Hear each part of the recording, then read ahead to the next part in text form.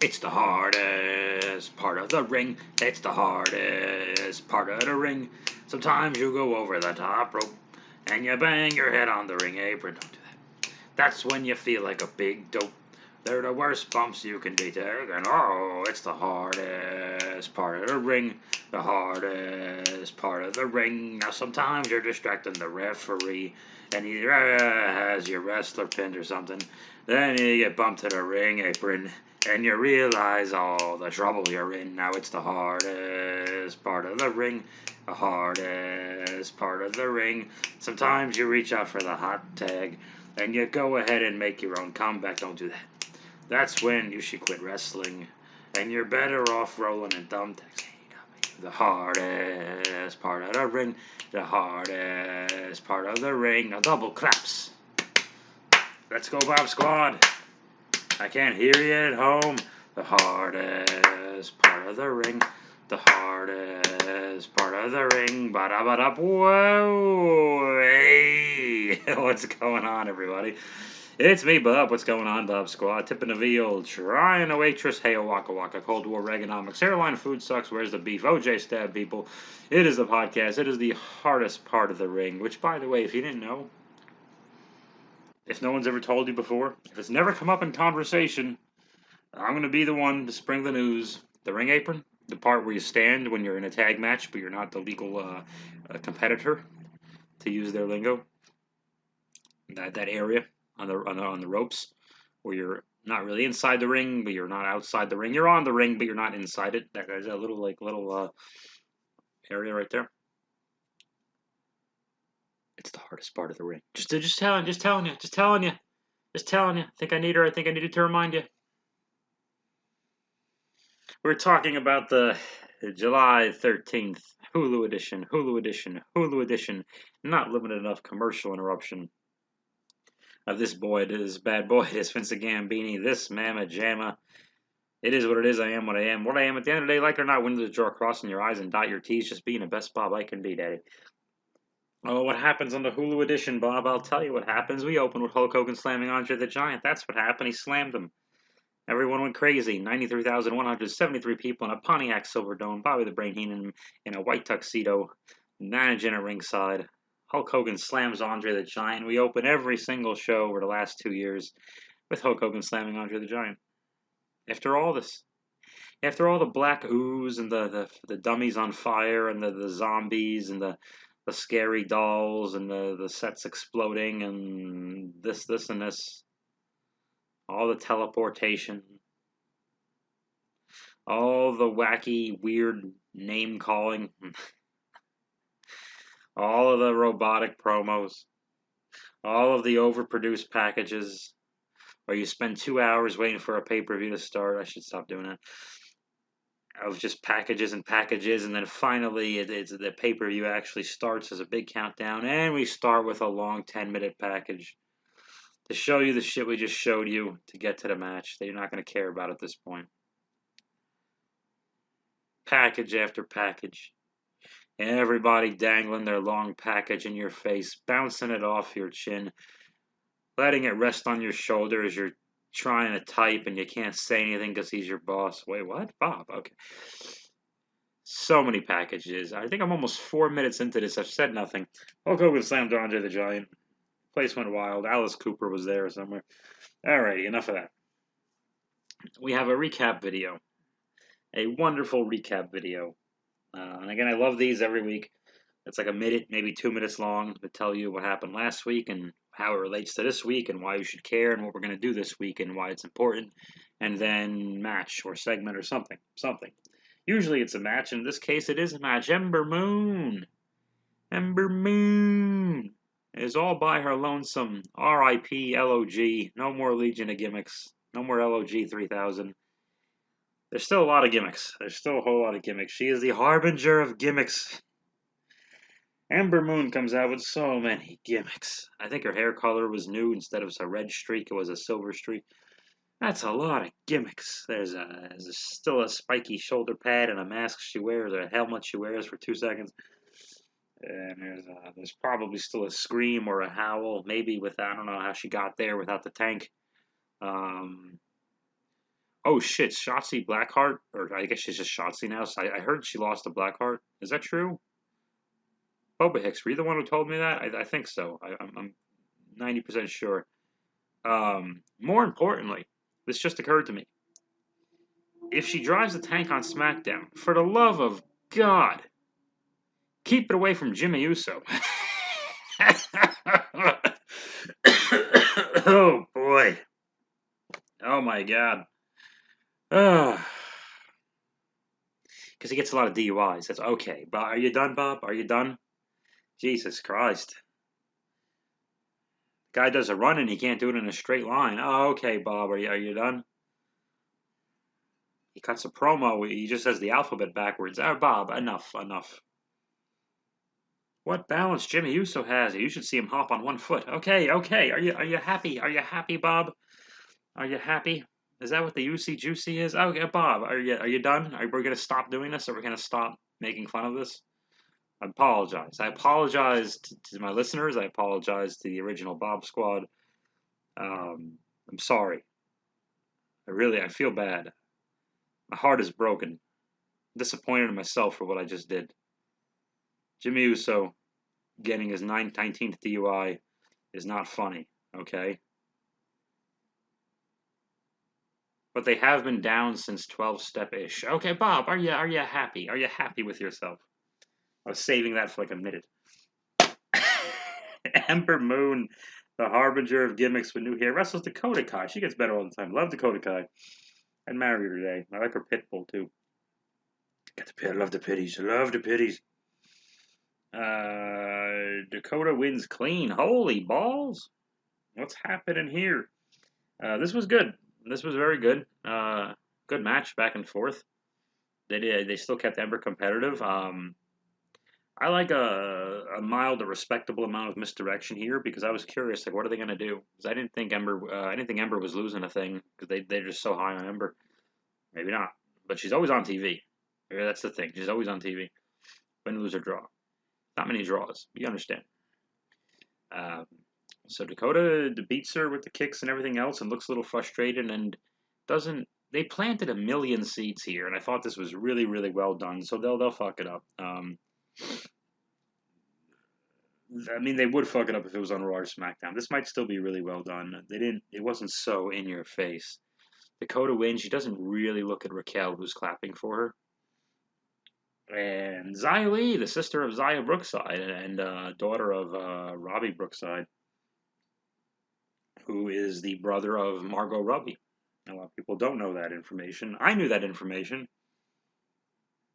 Did you get a lot of sleep today, Bob? What's going on?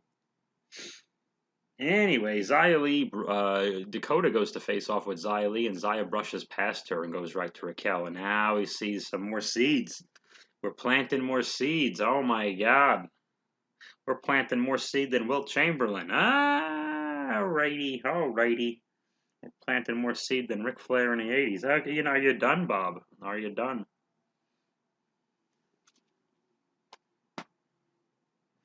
Sweet Stan Lane didn't plant this many seeds in Congress, Bob. That was a little deep. Well, that's what she. Oh, okay, enough. I'm goofy today, guys. Almost 9 minutes. I haven't gotten through a match. I'm a little goofy. Had a long day at the DMV again today. I got my registration for California. I'm officially a citizen. Okay. So this was interesting. We're planting eventual Dakota Raquel seeds. I don't.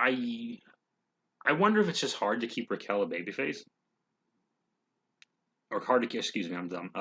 If it's hard to keep Raquel heel because here's the thing: she ran out of challengers a while ago. They gave her that one off with Ember, coincidentally, and even then, that's come on, no one thought Ember was winning that right after Mania, and those titles rarely change right after Mania anyway, so it was kind of a given. But still, you just lost Shotzi and Tegan, who just returned and all that, and Tony's going to Tony Storm. So it's like holy balls. Io's not going to have a rematch with Raquel, and she's tied up with Zoe Stark. There's like a small plane flying overhead. I don't know. You probably can't hear that. It's a Cobra Rattler. This happened the last time I recorded in this room. Yeah, SmackDown is taking all the NXT women Raw needs a few. Holy Jesus, Raw is getting silly and repetitive and way off topic here. So Raquel lost challengers. And really, it was a matter of time before it's Raquel and Dakota. How do we do it? Because it looks like Dakota is getting a little frustrated, a little jealous. Dakota obviously always took the pins in all those tags, especially when I lost that tag title in the same show that one time. So storyline wise, it would make sense for Raquel just to continue being a babyface by being dominant because she hasn't cheated to beat anybody. Hell, she beat Rhea clean on Rhea's way out, so it's not like Raquel is really doing anything that heelish. She's confident and she's dominant, but she's not cheating. That would make Dakota the heel. Sounds great, right? Wait a minute. Hold the phone. Stop the press. Back to Buggy Up Daddy. Dakota as a heel, a threat to Raquel's title? Eesh. We got some work to do. We got to build a lot of shit up. I mean, forgive me, I'm a huge Dakota Kai fan, but I mean, just visually, her next to Raquel, it's like, oh my god. Similar to Gargano and Cross coming up later. There's a lot of work to do to, I think we just don't pull the trigger like in a week or 2 weeks.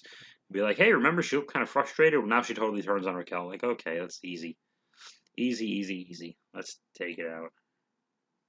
Let's take it down a notch. Also, Xia Li is definitely a heel. So, what's the dichotomy here? I think as hard as it'll be, you have no choice, and Raquel has to be the babyface here. I'm afraid she'll lose a bit of her personality as a face, but she needs somebody to wrestle because she's becoming like a paper champ. Io was having the problem too until they put Raquel up at the War Games, and then they cooled off and went back to it. Okay, anyway, I'm saying I like the subtlety. Like I love that Mega Powers year-long breakup subtlety. I always thought that was just such a beautiful thing.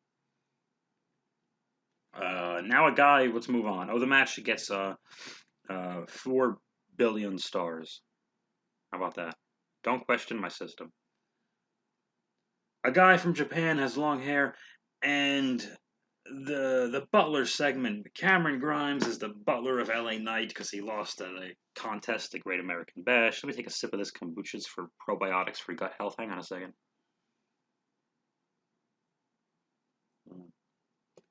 Okay. And LA Knight is being a dick, and Cameron Grimes is relatively enthusiastic. They did a funny spin on this. I saw at least 2 segments of this on Hulu, and they did a funny spin on it, which I thought was a lot better than what I thought they were going to do. LA Knight has his people clean up Cameron Grimes, which makes me wonder if LA Knight already has all these people. What does he need the Butler for, just for gloating purposes, and yada yada yada. And eventually he tells Cameron Grimes, you got to mow this lawn. And Grimes is like, no big deal. I know how to use this tractor. And Grimes says, no, you got to mow it with this little hand push mower thing that doesn't mow shit. And then Grimes is sad. But Grimes isn't, he has the white gloves. It looks like he's having a good time. The fact that he's having a good time and not hating it is annoying LA Knight. And this is a fun spin on it. I didn't think they were going to do this. As silly as it all is. I ended up liking the way they went with it. I'm a huge LA Knight fan, but heels got to look dumb sometimes, so that's perfect. Because the story here is that your attitude really affects the outcome. Okay. Let's move on, Bob. It's not that fucking deep. It's not the tale of 2 cities, all right? Anyway. Karrion Kross is punching a punching bag, because that's what you do with said bag, as Scarlett is there. Not really sure how she's helping there, but she's in the shot, which is good to see her, I guess, associated with Kross again. I was nervous last week when she was not. Samoa Joe is in a referee shirt. He's going to referee the match between Kross and Johnny Gargamel later on. And Samoa Joe is giving him the instructions, which apparently they must do before every match, which we've never seen before. And Kross ignores them, and then they stare at each other and snort. Then there's an Australian guy, and he's 6'5". And then Escobar, what's his name, fights Dexter Lumis. And little nitpick here. Escobar gives a shoulder tackle to Lumis, and Lumis goes down. Yeah. We thought that was cool. We thought that was a good idea. Someone should be yelled at. I didn't talk about the physical match between Ember and Dakota really at all. I don't know. It's just them going back and forth, and Dakota eventually just being dominant and hitting a big kick or something or other. Oh, Ember was standing on the ring apron, which is the hardest part of the ring, and somehow Dakota was able to grab Ember by the arms, drag her in, and do her go-to kick, which is a terrible name for the move. Her falling back into the kick, whatever the fuck it is. So that's what happened there. Then there's a standoff. Oh yeah, Escobar beats Loomis. I guess there's some interference of some kind, and Escobar beats him. How about that? He just defeats him. Dexter Loomis. And then there's a standoff between Escobar and the Evil Luchas versus the Hit Row people. And I don't really give a fuck why these two heel factions have a problem with another. One of them just lost his belt to Kushida a few months ago, and the other guy just beat Bronson Reed a week or two ago. And okay, let's move on. Wasn't that interested. We're supposed to hate both these factions. And I do hate both these factions. I guess on the Great American Bash, it did not make Hulu, but I guess Hit Row did a rap concert, so their faction is that they are a rap group. Thankfully, that concert did not make Hulu, so I have no idea. I did not see 1 second of it. I think I saw a GIF of it, and I'm like, I got what I needed. There's a standoff, and we go from a standoff to a sit down. Oh, look at Bobby Segway over here. Wade Barrett. Oh, geez, that's going to be a new thing. Wade Barrett and Kyle O'Reilly are talking, and Kyle's like, hey, I lost the match last week to Cole, but life's about losing, and I lose, and, life is failure and losses, and hey, what can you do? Happy-go-lucky, I lost, what do I care? Wins and losses don't matter, he didn't say that. And then everyone pulled out their dick. No, they did not, Bob, stop it. The Butler skit is, Cameron Grimes is by the pool, and he has a child. He paid a child who seems to be of foreign descent, it's a little racist, to, apparently he offered the kid a couple $100 to mow the lawn, and LA Knight is yelling at Grimes, why are you not being my butler and mowing the lawn? I didn't pay you to, pay someone to mow the lawn, and Grimes is like, I'm a millionaire, I delegated, and LA Knight's, no, I tell you, I want you to do it, and then LA Knight prevents the kid from getting his money from Grimes, and Grimes somewhat accidentally uses a rake to pick up some money that LA Knight dropped, and I guess it's implied that the rake doesn't poke LA Knight in the butt, and LA Knight gets dumped in his own pool, and Grimes is having a great time being the butler. So, okay, cool. And what did I write here? Oh yeah, then we showed during a commercial break Dexter Loomis, who was defeated by Escobar. Oh, the Escobar Loomis match gets 3 billion stars. How about that? Don't question my numbers. It's really complex. Candice LeRae runs in because Indy Hartwell, she goes to pick up Loomis, like Loomis picked her up in like the honeymoon carry, but she's clearly struggling as she should be. He's like twice her weight, whatever. But she drops him, of course, and then they're about to kiss, just like Lady and the Tramp over spaghetti. And Candice LeRae runs out, looks good in jeans, and knocks. Don't say that. Knocks Indy Hartwell away. It's really kind of drastic, but anyway, I don't know what they're trying to do there because Candice can't finish whatever the fuck she was supposed to do with Tegan Knox now. So I don't know if there's going to be an Indy Hartwell. Hey, Indy, you choose the way or Dexter Loomis or whatever the hell, and she has to wrestle Candice. I don't know. Anyway, Duke Hudson wrestles Ikeman Jiro. These two are in a continuation of the breakout tournament they did, I think, 2 years ago. So these are like newer wrestlers who've been training at the PC, which stands for Personal Computer. I'm kidding. It stands for Politically Correct. I'm kidding. It stands for Performance Center. And this Ikeman Jiro guy, he wrestles in his jacket the entire time. I hate him. I hate him specifically for that. It's really stupid. Duke Hudson winks a lot. Okay, very good. Did he have a more generic name? He sounds like a fake name, a fake American name you give Arnold Schwarzenegger in one of his movies, Duke Hudson. Was he Duke in Commando? He was Dutch in Predator. I'm wondering. Boba Hicks, would you know? I bet you would know. Maybe Chris knows too. What the hell was his name? I bet you it was Duke if I looked it up in Commando. Or John. Something like that.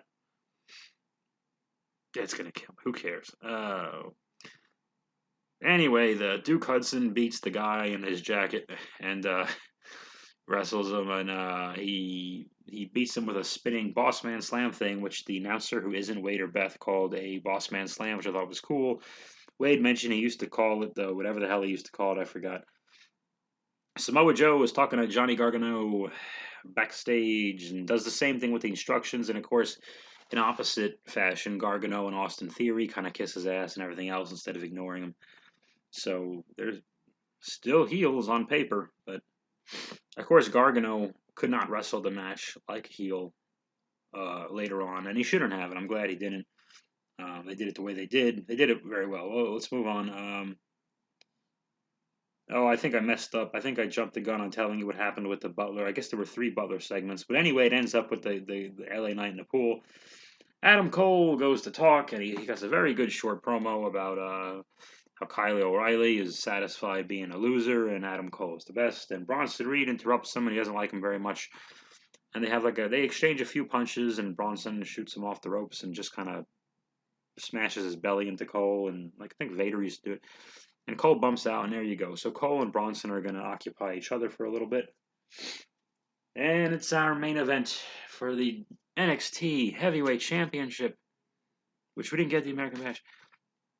Karrion Kross wrestles Johnny Gargano. God, they look preposterous in a stare down. But that's okay. Because I enjoyed this match, and I think it made up for that. The ring announcer, I'm going to get on her case again. I could care less if the ring announcer is male or female. They both sound, neither of those 2 major genders, excuse me, neither sounds more professional or sporting than the other. They both sound good in different ways. And I understand, okay, the female announcer is going to put that, or really the male announcer, all the announcers are going to put that bass in their voice. But to me, she just gets a little carried away and overdoes it, where it sounds like she's imitating a dude. Like she's doing the voice that all female comedians do for dudes, and male comedians are guilty of this shit too, by the way, 100%. But in this case, she's doing that voice. So, I don't know why it distracts me. It just sounds a little forced. Because when I first saw her the first few times, I'm like, she's awesome. And then I think they just didn't. They kind of just took the. They didn't have any real reins on her and said, go as deep as you want to go. And then it didn't really. Then it doesn't sounds kind of goofy. Like Lillian Garcia was perfect. She nailed it because she never sounded like she was trying to be something. But she did it her way. But she never sounded like she was imitating somebody else. To me, I thought Lillian was great. There's only one Howard Finkel, but Lillian was really, really awesome. They have this match. Love this. Let's do the bad stuff. My only nitpicks early on, Gargano had these really weak kicks, and I don't mean like the side kicks and super kicks and all those half karate-ish kicks. I'm talking just like his boots to the gut on Cross earlier on, because he jumps Cross during the instructions, which makes sense. It's a tad heelish because he's still a heel on paper, even though I think they're changing him. What the hell? I'll be wrong, of course. But he had to jump because he had to do whatever he could to get a jump on Gargano, a jump on Karrion Kross. Literally. His kicks to the gut and his punches or forms or whatever are just really, really weak up top. I'm like, oh, and everything else Gargano did was awesome, and everything else Cross did was awesome. This is my favorite Johnny Gargano match of like the last 2 years. Not since his series, I guess 2 years ago with Adam Cole. This is my favorite Johnny Gargano match since then. Loved it. A little nitpick up top with those kicks and punches, but Gargano's fighting from underneath, and he's still doing his cool stuff. but he's fighting from underneath and doing whatever he can to get it in. It wasn't that long. It was like 12, 13 minutes, something like that. Some will argue, hey, it shouldn't go 6 or 8 minutes. I know, but it's like a main event, and Gargano has been established as like a top guy for a long time, so it was fine because Cross hit a lot of his big moves, and he sold his own moves, and there was space and time. It wasn't going. Karrion Cross was not forced to wrestle Johnny Gargamel's match, which has been and you guys have heard me complain about this 14 times, especially with Gargano and Priest and Gargano and Loomis and all them guys. You've heard me complain about this. Everyone has to wrestle Gargano's match. They wrestled the match they would have instead of the Johnny Gargano match, and I loved it so much more. And Gargano was still great, and it's just selling and bumping and doing what he does, and it's not just because, oh, I don't like him and I can't, I'm sorry, I'm getting a weird text about something about 9/11. No, it's not about 9/11. That's what the fuck is wrong with you, bub? Um, yeah, Gargano was doing his stuff, but you're not forcing Cross to wrestle the Gargano match. It's a Karrion Cross match, and it should be because Karrion Cross is the goddamn champion. They treat him like the champion. Scarlett, another little nitpick. She had no involvement in this. She was just there. Nice to see their music and her do the entrance and all of that. They should never not do that for this duo.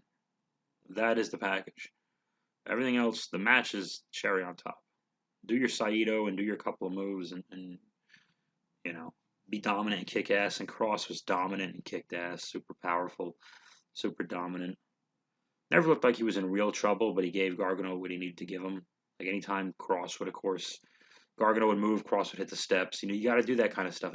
That's the only sensible way to have Gargano have an advantage over Cross as well. Okay, and they used to do this with Strowman all the time because Strowman could only do so much. Strowman would always hit his shoulder in the ring post or the steps or the barricade. He would always run and it was Charlie Brown in the football kind of a deal.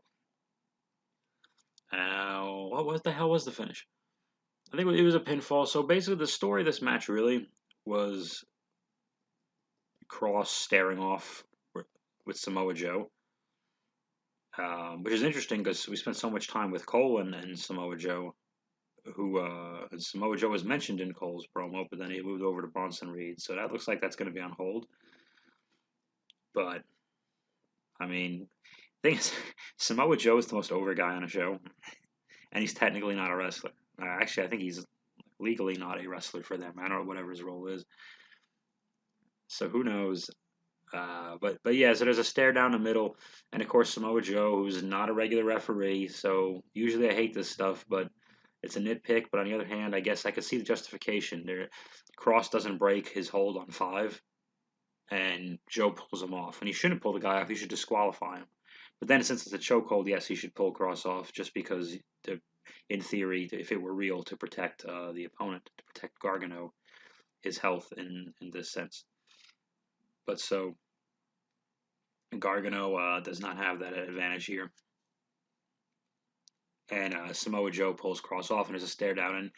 And this always killed me. For the 30-something years I've been watching wrestling, is that the heel announcers are right. Yeah, the referee's not supposed to do that. We've set these rules.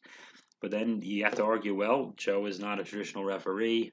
He's more used to being in the heat of battle. Even after all these last few years of not really wrestling, he's still most used to that. So this is what happens. A regular referee wouldn't do that. Regular referee would DQ. We would disqualify Karrion Cross, but then a regular referee would not be in an angle where he's supposed to wrestle Karrion Cross, I guess, at some point. So, but with all this talk of Cross potentially going to Raw, because we know it's no secret, it's all over the internet. He's been on these dark matches, which is hilarious, because why even give him a name? Tryout matches, which is also stupid because he's already wrestling on your TV as a champion. Like, what is it? Have you not seen him wrestle? Put in a tape of your show. He's on it. I never understood that. And with that with Cross's style, obviously way more than Gargano's. You can see Cross's style on Monday Night Raw without any problem. The only problem is his opponents are physically bigger, and I don't see Drew, Orton, etc. Getting that kind of treatment from Cross in that kind of match. Or is Keith Lee coming back? Just trying to think of big baby face. Yeah, I don't know. But yeah, I think you understand what I'm saying. Or even Bobby Lashley, since the heels are all fighting each other nowadays. Yeah, I don't know. Cross wins the thing. He does the elbow to the back of the head, the big running form, whatever, and pins Gargano. And then Samoa Joe. And this was smart. I'm glad they did this. Samoa Joe, even when he had his crosswords, oh Jesus, I'm an ass. I didn't mean to do that. I didn't mean to do that. Crosswords, get it? But if he ever has a talk segment, that should be what it's called. Because he's having these stare downs with Karrion Cross. The Monday Night Raw thing to do would be, and then Joe does a fast count and screws over Cross or whatever the fuck, or he starts doing that and trying, and the babyface just starts acting like a complete dick. No, Joe, pissed off, but trying to do the right thing, being a man. 1, 2, well, in not counting the 3 because the shoulder's up, but staying an impartial referee, even though he clearly hates this motherfucker, and showing Samoa Joe is still a man of character, even though he's in an unpleasant situation right now. Instead of just, let me just be a dick and then I'll fast count him or try to fast count him or fuck with him or whatever. That kind of thing. So I'm glad they didn't do that. Samoa Joe's the most over guy in the show, which is crazy. It says something. I don't know exactly. It says a lot of things, but I don't want to get into all that. It's not important right now. And we're going along here. So, so Karrion Cross chokes out Samoa Joe. Of course, we did they have a stare down. The second Joe turns around. And Scarlett was in the middle a little bit, gave Joe a look. And it made sense that she would step in eventually because, from her perspective, what does she want? She wants her man to hold a title. Why does she want her man to fight the commissioner? Why would she even want that? She would want to keep the championship. But then again, she has a bit of a mean streak. Scarlett very much reminds me of the Baroness in G.I. Joe. And I know you guys know exactly what I'm talking about. And I don't know the comics of G.I. Joe really as well. I just know the basics. But at least the cartoon, the Baroness is so wonderfully evil. And evil in Filmation He-Man as well. And the 2002, 2000X, whatever the hell it is, He-Man as well. Evelyn and the Baroness, Scarlett reminds me of them both, and that is a huge compliment. She is just so wonderfully, unapologetically evil. And whether her man's winning right now or her man is losing right now, whatever. Well, he's undefeated, but you know what I'm saying. Whether things are going their way or they're not going her way that week, she is just so evil and just has no remorse. And she gets a kick out of Samoa Joe being choked out. Ultimately, she should want to just like, hey, let's protect the title. That's where the success, the money is. But I do get a kick out of watching this guy squirm, and like I kind of dig that. Maybe I'm wrong. Maybe her obsession with evil is even better, and Karrion Cross should be the guy a little bit more obsessed with keeping the title and being the champ. I'm not really sure, but one of them should like one a little more than the other of those two motivations. I think I overanalyze this shit. What's wrong with me? I gotta put my new license plates on my Toyota Venza. That was NXT. Was there anything else I need to talk about before I run away? I can't think of anything. I said something up top. We'll talk about later. I don't know. I haven't heard of anything if NXT is gonna move because they've been doing that half Thunderdome, half people thing, whatever they call it, the CWC, which isn't that just a performance center? I think I forget, or is that the other thing in Florida? The Full Sail. I don't know. I don't think Full Sail's at a university, so there's no way they've that's where the CWC is. It's probably just the PC, the politically correct building. I'm not really sure if that would be nice and that would be interesting. I don't know where it's going with the rumors of Cross going to Raw and Bronson Reed too. The thing is, they're not just losing one of them. One of the guys they clearly took their belt off of with the Hit Row group. This is really why I thought Gargano was beating Cross, not necessarily on this show, but I thought like on like a bigger takeover kind of show, I thought they were gonna have Gargano go over Cross. And I literally thought they were wrestling last week at the Great American Bash, and they were not. And that's when Gargano would just do it, and that would be that. I'm not embarrassed to be wrong, by the way. I love being wrong, especially with pro wrestling. Make me wrong.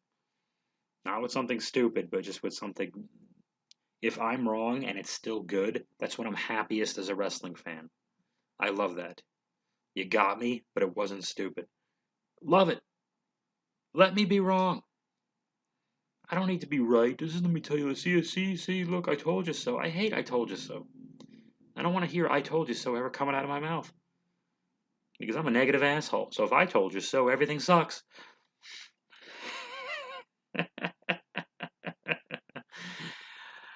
All right. Don't drink and drive, everybody. Thanks for watching the hardest part of the ring. Bye bye.